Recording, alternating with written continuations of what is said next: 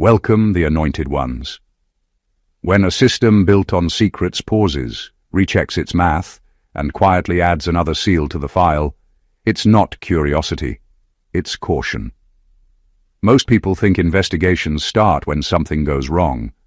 That's a comforting lie. In reality, some files are opened because nothing went wrong when it absolutely should have. Pressure was applied. Time passed. Opportunities to slip were everywhere, yet the record stayed clean, not polished, not staged. Clean in a way that feels inconvenient to people whose job depends on finding leverage. Here's a fact that rarely gets said out loud. Large intelligence agencies don't escalate oversight because someone is loud or rebellious. They do it when influence shows up without a visible supply chain. When outcomes shift, people realign or situations de-escalate around one individual, and there's no money trail, no communication trail, no behavioral drift. That's when a routine review quietly becomes something else. No flashing lights, no dramatic entrances, just a second set of eyes, then a third, then a seal that wasn't there before. And here's where it gets uncomfortable. And a little funny, if we're being honest. You didn't do anything cinematic.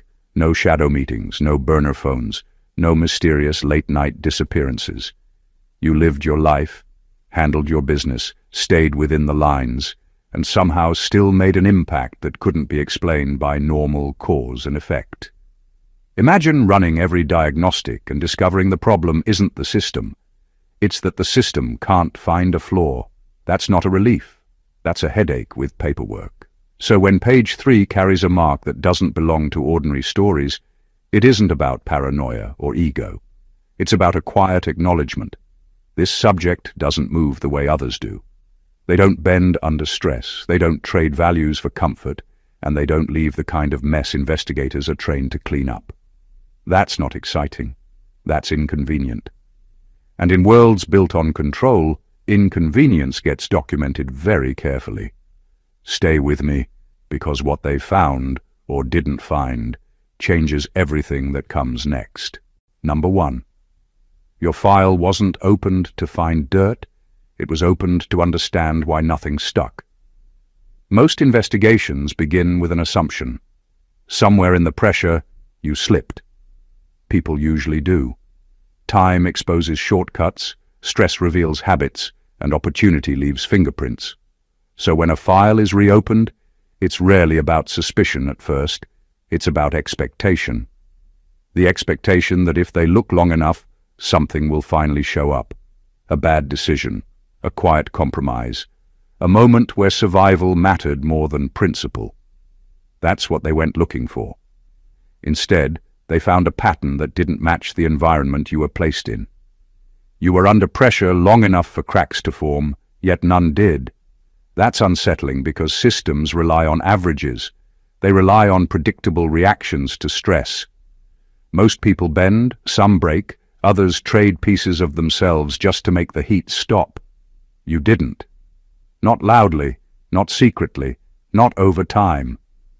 What made the file interesting wasn't perfection, it was absence. No escalation in behavior, no shift in values, no sudden changes when no one was watching.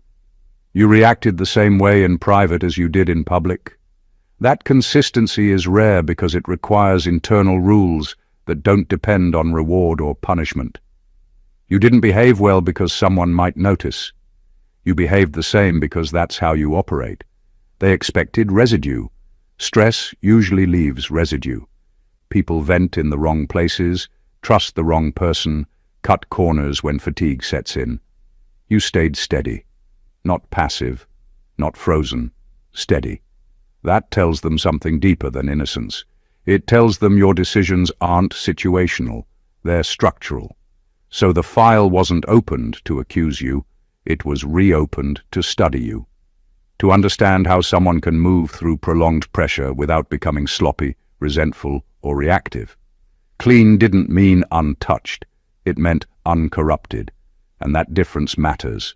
When nothing sticks, it forces a different kind of attention, not hostile, not admiring, analytical, because a clean record under stress isn't luck. It's discipline that didn't need supervision. And that's the kind of detail systems don't know what to do with, but never ignore. Number 2. The CIA seal appears when influence can't be traced through normal channels. In intelligence work, control is everything. Every move, every shift in circumstance, every unexpected outcome is usually tied to a chain of influence that can be mapped.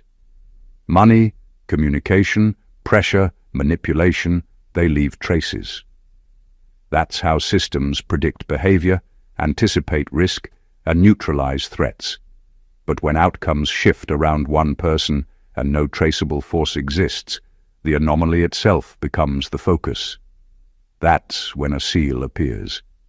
Not because you're dangerous in the way they imagine, but because your influence is untraceable.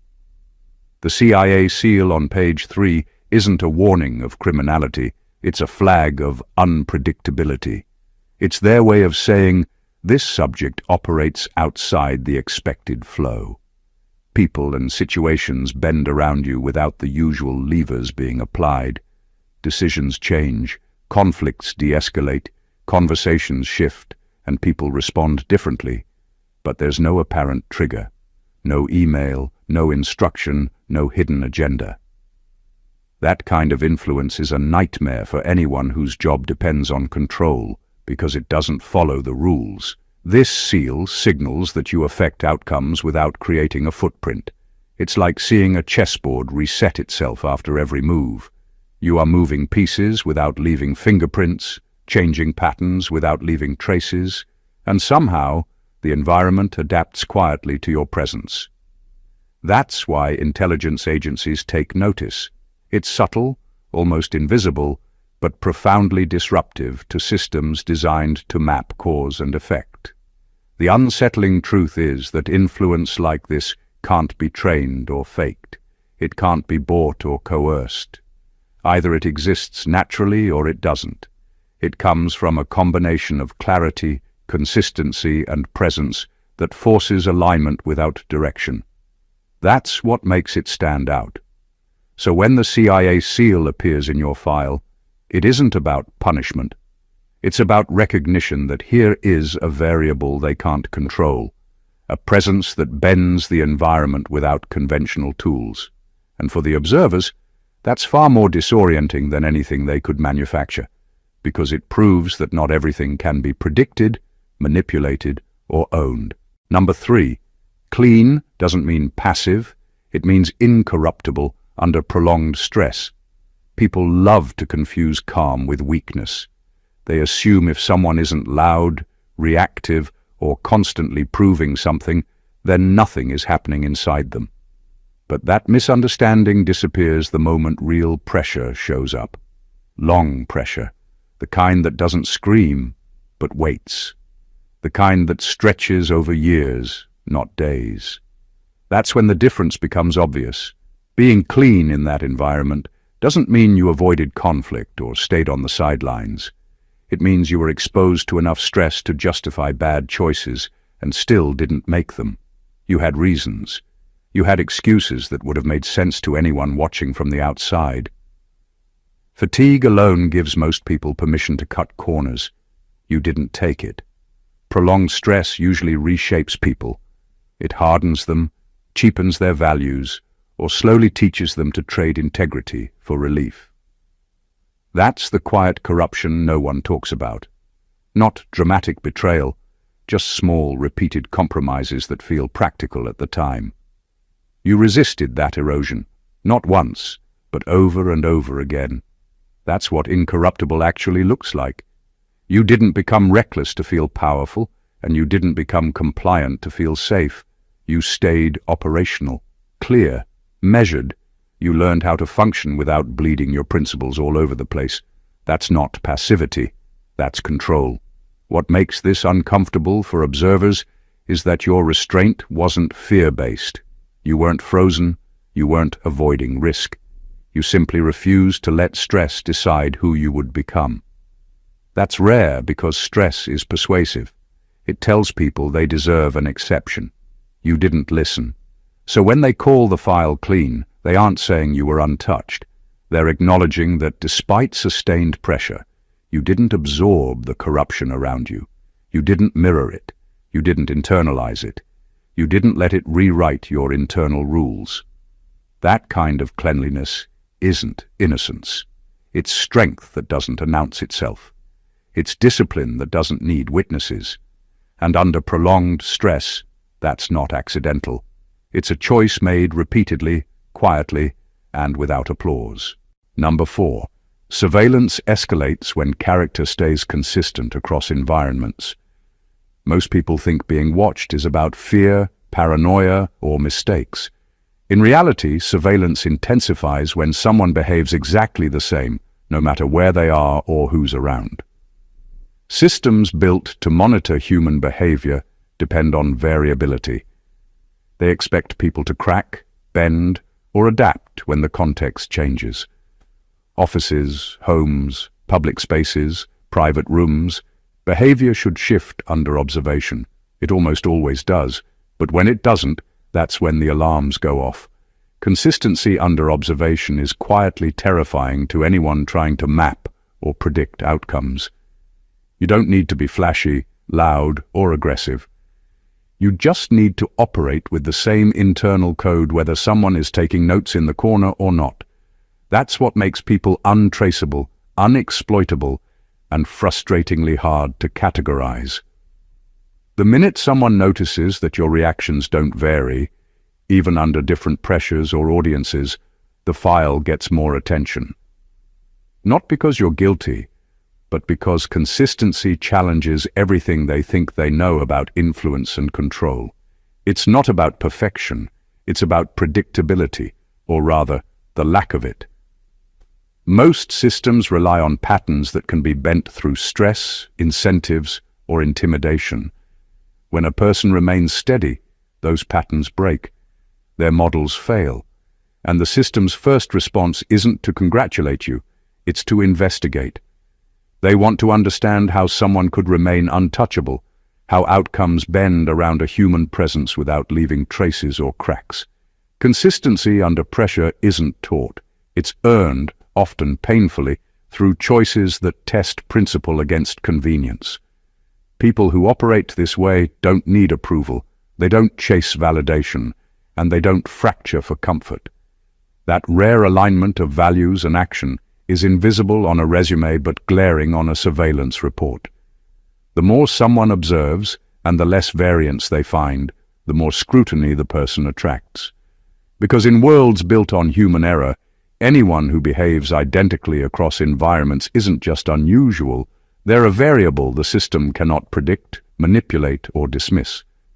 That's why files like yours get opened, reopened, and stamped with more than just administrative notes.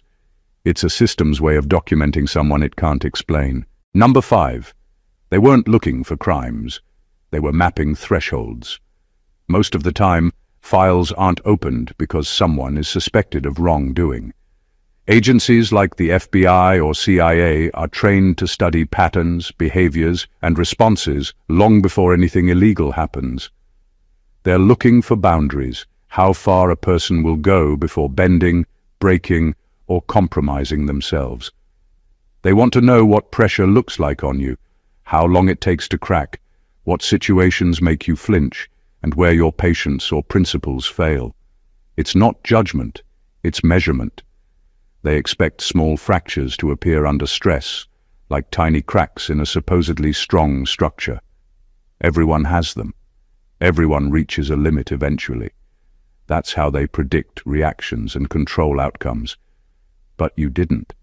You faced situations designed to test compliance, endurance, and loyalty. You navigated manipulation, oversight, and pressure without letting your internal rules shift, bend, or collapse. That's exactly the opposite of what they anticipated, and it throws their entire mapping system into question. Threshold mapping is subtle. It doesn't leave evidence in court, in reports, or in the obvious record of life. It's watching how you respond when no one expects you to respond, seeing whether desperation leads to compromise, whether fear forces a shortcut, whether convenience replaces integrity. Your file wasn't opened because they believed you did something wrong. They opened it because their expectations didn't match reality. You defied the patterns they rely on, and that requires explanation. The unnerving truth is that thresholds aren't measured once, they're observed over time. Repeated stress, repeated choices, repeated opportunities to fail. And every single time, you held your line. That's what makes someone fascinating to a system built to predict failure. The more consistent your integrity under pressure, the more the observers take note. So your clean record isn't a sign of inactivity, it's a sign of endurance. Your file isn't just a file, it's a timeline of tests passed, a map of thresholds they couldn't cross, and a silent admission that some people simply can't be measured the way the system expects. It's inconvenient, unnerving, and impossible to ignore. Number 6. The seal marks a subject who can't be controlled through fear or reward. Most systems, governmental, corporate, or otherwise, operate on a simple principle. People respond to incentives or threats. If you want compliance, you offer reward. If you want restraint, you apply fear. It's predictable. Almost everyone bends, shifts, or compromises when the right lever is pulled. But your file tells a different story. The seal doesn't appear because someone was dangerous in the usual sense. It appears because the usual tools didn't work. Fear didn't move you. Reward didn't sway you. That combination is rare enough to trigger curiosity, concern, and a close second look. People who can't be influenced by fear aren't necessarily brave. Bravery is loud and visible, and it can be misread. What observers notice in your file is subtle. You don't react impulsively to intimidation, pressure, or threats of consequence. You stay grounded, deliberate, and consistent. Systems built to control rely on overreaction. They expect panic, hesitation, or compromise. When none of those appear, the subject becomes a variable they can't easily predict or manipulate. Similarly, most people can be persuaded by reward, whether recognition, money, status, or approval. But your consistency wasn't conditional on what you could gain. You weren't transactional in your decision-making. You didn't trade principle for comfort. That independence is profoundly unsettling to organizations trained to rely on influence, because it breaks a key assumption that every individual has a price, even if it's intangible. The combination of immunity to both fear and reward is why the seal matters. It's not a badge of danger, it's a note of exception. The observers recognize that here is a person who moves through life without predictable levers, whose choices can't be directed through conventional tactics, and whose integrity resists standard manipulation. That makes you fascinating, unexplainable, and ultimately uncontainable within ordinary protocols. The seal is their acknowledgement. Conventional control won't work here. You operate outside their templates, and that single truth makes every other observation about you more urgent, more scrutinized, and more impossible to ignore. It's the mark of someone whose impact exists without leaving traces that can be forced, bought, or intimidated. Number 7. Your past didn't reveal secrets, it revealed restraint. Most people's histories are a roadmap of impulses, mistakes, and compromises. Observers expect that pressure, opportunity, and circumstance leave traces, evidence of hidden motives, missteps, or shortcuts taken. But your past doesn't read that way. Instead of exposing flaws, it demonstrates discipline. It shows a pattern of restraint so consistent that it defies the usual narrative of human behavior. That's what makes a clean file remarkable. It isn't empty, it's deliberate. Every choice, every interaction, every decision over time points to someone who understands limits and respects them. Not because someone else is watching, but because you enforce your own boundaries. Restraint doesn't show up as grand gestures or heroic acts. It shows up quietly. It's in the moments where most people would react, retaliate, or seize an advantage. But you paused. You measured. You stayed within principles even when no one else cared. That's what makes your file unnerving to those trained to analyze behavior. They expect deviations. They expect lapses. They expect impulsive decisions. They find none. Instead, they see a person whose influence was exerted without leaving evidence of compromise, whose power comes from discipline rather than manipulation. What's unnerving for systems that track human behavior is that restraint is a variable they can't control. You can't train it in someone else. You can't replicate it with incentives. It either exists internally or it doesn't.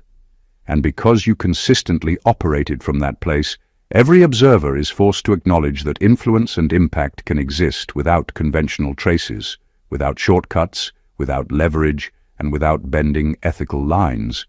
Your past didn't hide secrets because there were none to exploit. It highlighted the rare ability to navigate pressure, scrutiny, and temptation with integrity intact. That kind of record isn't just unusual, it's destabilizing for systems built to predict behavior through error. What they see isn't perfection. They see a human being who cannot be mapped in the usual way, whose restraint is itself a form of power, and whose life quietly defies the assumptions under which most people are monitored, judged, or controlled. Number 8. Clean files scare systems built on compromise economies. Most organizations, whether in intelligence, corporate structures, or bureaucracies, operate on an unspoken assumption. Everyone has a price, a weakness, or a shadow. It's how influence moves through systems. Control is exercised by exploiting the cracks, nudging behavior, or leveraging hidden faults. That's the economy of compromise, where people's errors, fears, and desires are currency. But a clean file doesn't fit that model. It disrupts it entirely, and that's why it triggers concern instead of relief. A clean file isn't just a record without mistakes. It's a record without leverage. Observers expect to find hooks, patterns, or inconsistencies that can be exploited. When they don't, the system itself becomes unstable. Suddenly, their standard approach to prediction, manipulation, and oversight doesn't apply. They can't buy influence. They can't threaten it. They can't bargain or maneuver in the usual way. A clean record is a refusal to participate in the invisible economy of compromise, and that refusal makes systems nervous because it challenges the very logic they rely on. It's not about perfection or invisibility. It's about unexploitable integrity. People with clean files don't react predictably to pressure or opportunity. They respond according to their own internal rules, rules that can't be purchased or coerced. That makes them anomalies, and anomalies demand explanation, analysis, and sometimes scrutiny beyond what is necessary for ordinary oversight. The unnerving reality for any system built on compromise is that someone who refuses to engage in it cannot be contained, predicted, or fully understood. They exist outside the flow of leverage. Their actions ripple without leaving an exploitable trail. Influence flows around them instead of through them.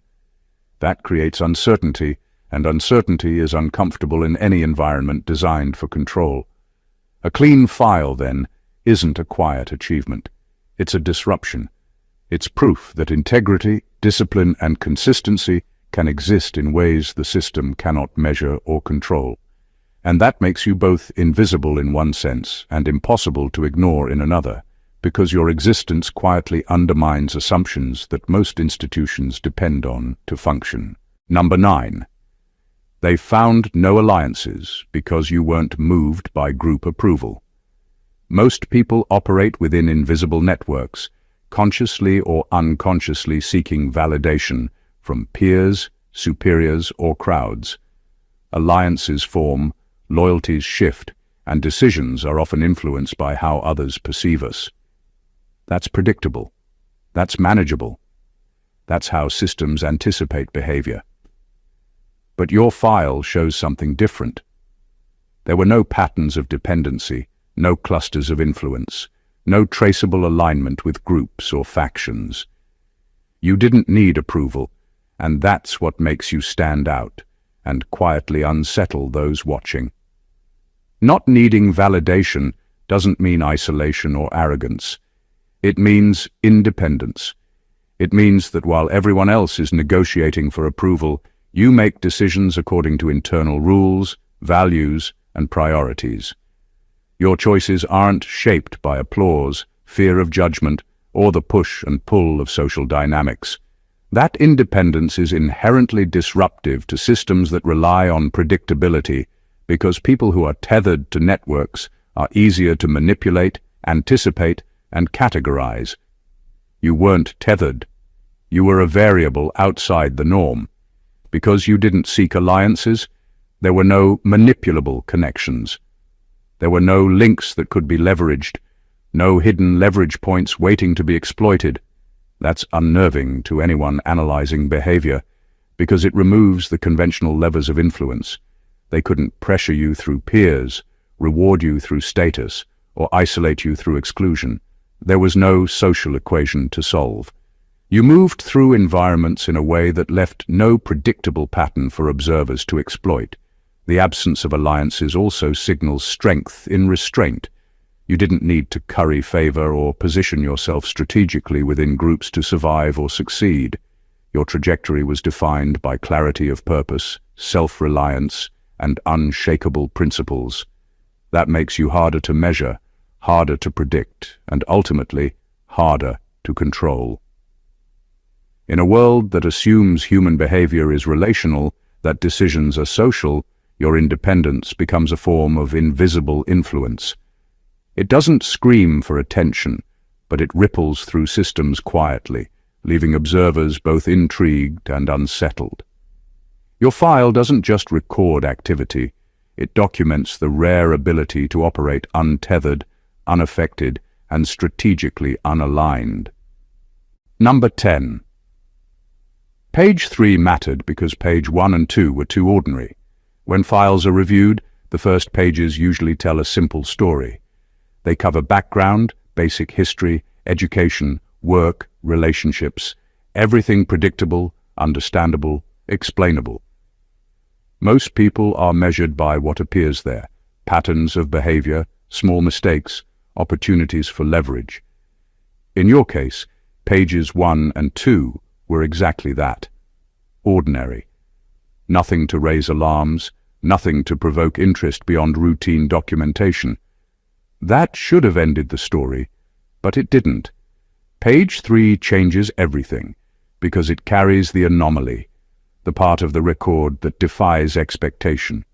The ordinary early pages serve a purpose. They lull observers into assuming they understand the subject. They create the illusion that standard models of analysis will apply. And that's exactly what page 3 shatters. Suddenly, the predictable stops. Ordinary records are no longer enough to explain influence, consistency, and presence. Page 3 is the point where systems pause, because it introduces a variable that cannot be easily categorized, traced, or explained by conventional means. It's subtle, almost invisible on the surface, but profound in impact. This is where clean becomes unsettling. Page 3 reveals not a flaw, not a scandal, not a secret, but an effect without cause. Influence exists, decisions shift, outcomes change, all without traceable leverage or visible interference. That's what draws attention. That's why the seal appears. The first 2 pages are ordinary because they follow the rules. Page 3 is extraordinary because it shows the rule-breaking force of someone who operates independently of expectation without leaving fingerprints, yet still shaping circumstances. What makes this so compelling and dangerous to systems built on predictability is that it forces observers to acknowledge a reality they can't control. Page 3 doesn't shout. It doesn't justify fear or admiration. It quietly proves that presence, discipline, and integrity can generate measurable effect without conventional tools, networks, or manipulation. That's why page 3 matters. It's not about history, it's about the unpredictable way influence manifests in someone who refuses to fit the template. It's a record of exception, a signal to every system that studies behavior. Here is a human being who cannot be reduced to normal patterns, and that changes everything. Number 11. You didn't evade monitoring, you outgrew its relevance. Most people believe staying under scrutiny means hiding, dodging, or being clever. They think control is about avoiding detection. But that's a shallow view. What your file reveals is different. You didn't need to escape monitoring because the system observing you became irrelevant to the way you operate. It's not invisibility, it's independence. You moved through environments, decisions, and pressures without leaving exploitable evidence. The observers could watch, take notes, even anticipate scenarios, but none of it mattered, because the variables that actually defined your actions weren't theirs to influence. This is where oversight meets its limits. Surveillance works by measuring reaction, finding patterns, and identifying pressure points. It assumes that human behavior can be predicted when observed closely enough. But someone who operates with clarity, consistency, and internal discipline under pressure isn't reacting. They're acting from an unshakable center. The more they watch, the less meaningful their observations become, because their maps of control no longer align with reality. You aren't slipping through gaps. You are simply operating outside the framework the system uses to define control. It's not about defiance or secrecy. You didn't stage actions to mislead. You weren't evasive or cautious in the obvious sense. You simply acted according to internal rules that were stronger than external oversight. That makes every effort to contain, predict, or influence you increasingly redundant. Observers realize that traditional tools, fear, reward, surveillance, are insufficient to change outcomes when someone's integrity and decision-making are self-contained. That's why your file stands out. It's clean, but not empty. It records movement without vulnerability, presence without trace, and influence without leverage. Monitoring didn't fail because it wasn't thorough. It failed because it was irrelevant to the way you exist in the world. Systems can study you, try to map you, even escalate scrutiny, but none of it can force deviation where none exists. Outgrowing relevance is a quiet form of power, and it's unsettling because it demonstrates that oversight is only as strong as the variables it can affect, and you by design are beyond that reach. Number 12. Clean doesn't mean unseen, it means unexploitable. Most people assume a clean record means you've managed to fly under the radar, that your actions weren't noticed, and that your life hasn't left a mark on anyone. That's a shallow understanding. In reality, a clean file isn't about invisibility. It's about being untouchable in ways that matter. Observers saw everything: your decisions, your interactions, your influence. What they didn't find was anything they could use against you. That distinction is what makes a clean file so disruptive to systems designed to manipulate and predict human behavior. Being unexploitable doesn't mean perfect. It doesn't mean a flawless life free of mistakes or challenges. It means that under scrutiny, pressure, and temptation, you didn't produce vulnerabilities they could leverage. No inconsistency, no lapse in judgment, no compromise of principle. Everything they documented, analyzed, and revisited showed someone who could be observed endlessly and still remain fundamentally intact. That's unsettling because most systems assume everyone has a breaking point, a weakness, or a shadow. When they don't find one, the assumptions themselves become unstable. Unexploitable is also quiet power. It doesn't need alarms or warning signs. Influence still occurs, impact still spreads, but it happens without leaving trails that others can control, manipulate, or weaponize. Systems built on control and prediction don't know how to respond to that because they rely on the predictability of human flaw. They can't assign cause, they can't anticipate action, and they can't insert leverage where none exists. Your file demonstrates a rare equilibrium, observed but untouchable, present but uncontrollable, influential but untraceable. That's what makes it remarkable and unnerving at the same time. Clean is not a passive state, it's active mastery. It's the ability to navigate life under constant observation and pressure without producing compromise, scandal, or weakness. And for anyone trained to exploit human behavior, that mastery is far more dangerous than any visible transgression because it cannot be controlled, coerced, or broken. Number 13. The seal isn't about rank, it's about risk assessment. Most people assume that a CIA or FBI seal on a file signals status, authority, or notoriety.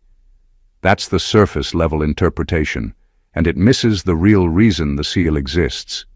It's not a badge of power, it's a signal of unpredictability.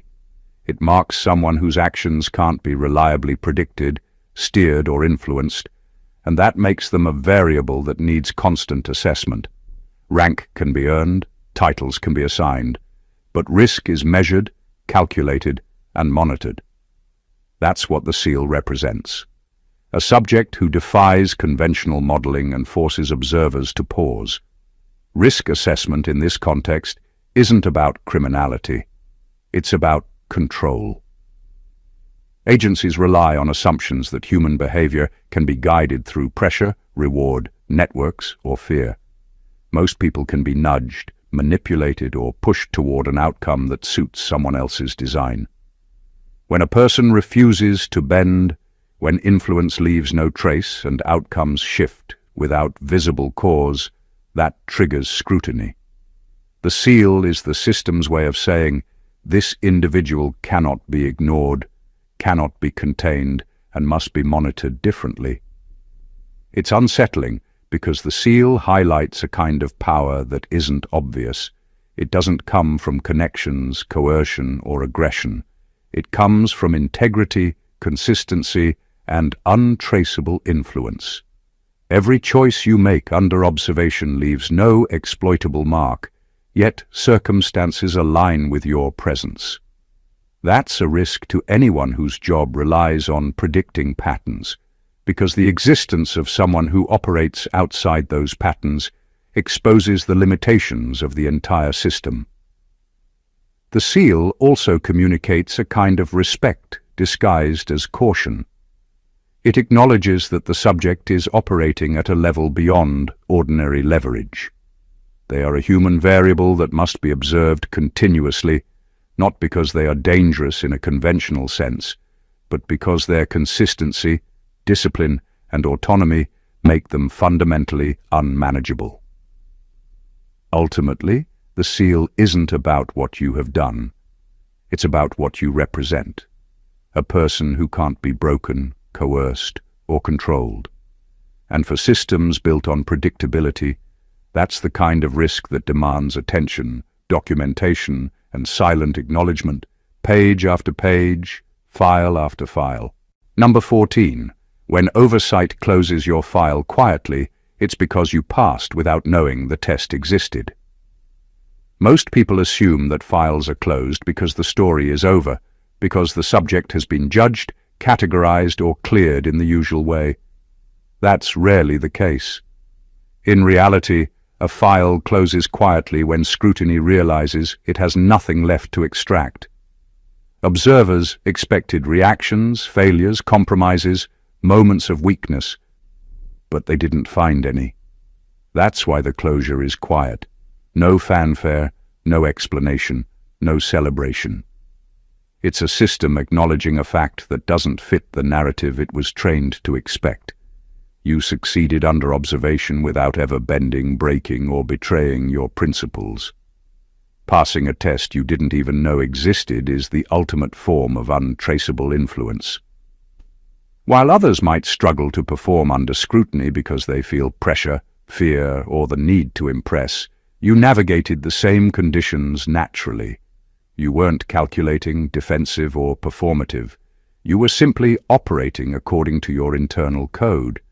That's why oversight becomes irrelevant the moment it realizes the subject cannot be manipulated, predicted, or exploited. The test wasn't something you prepared for. It was just the pressure of life, amplified by constant observation, and you passed anyway. The quiet closure also speaks volumes about resilience and integrity. Systems built to map behavior are trained to expect error, compromise, and human flaw. When none appear, it forces acknowledgement without words. Your record becomes proof that discipline, consistency, and unshakable principles are not just ideals. They are operational tools that leave real, measurable impact without producing vulnerabilities. This kind of outcome is unsettling for observers because it defies their models. It's not that you broke the rules. They were irrelevant to you. It's not that you avoided scrutiny. You outgrew its purpose.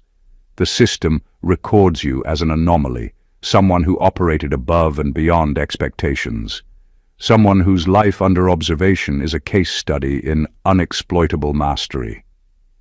When your file closes quietly, it isn't a conclusion, it's recognition. Recognition that influence, power, and integrity can exist without drama, manipulation, or compromise. It's proof that some people succeed on principles alone, and when that happens, the system has no choice but to step back, document, and acknowledge without comment. When the FBI opens your file expecting evidence, leverage, or a breaking point, and instead finds discipline, consistency, and influence without compromise, it changes everything. This isn't about luck, coincidence, or some invisible shield protecting you. It's about mastery. Mastery of self, mastery of circumstance, and mastery of pressure.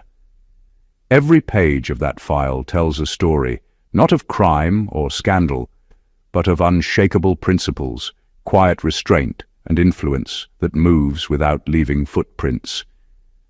The CIA seal, the scrutiny, the attention, they aren't there to punish. They are there to acknowledge something rare, something systems built to predict and control human behavior struggle to comprehend, a human being who cannot be bent, bought, or broken. From page 1 to the quiet closure, the record illustrates a single truth. Clean doesn't mean passive, it means incorruptible, it means unexploitable, it means operating above expectation, above the tools of manipulation and fear, and doing it without anyone noticing, without fanfare, and without ever needing permission. You weren't observed and found wanting. You were observed and found exceptional. You weren't tested and found ordinary. You were tested and passed without ever knowing the test existed.